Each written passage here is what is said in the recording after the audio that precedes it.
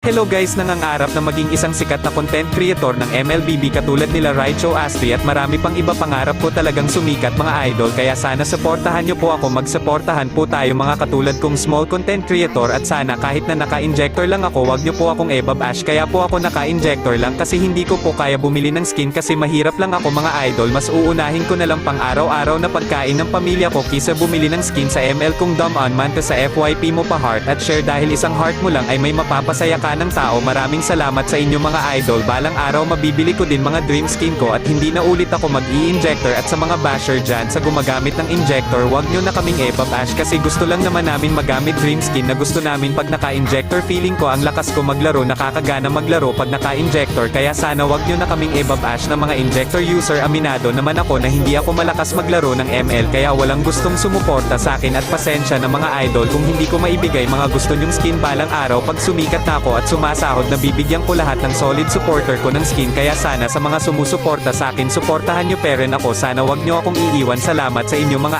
idol.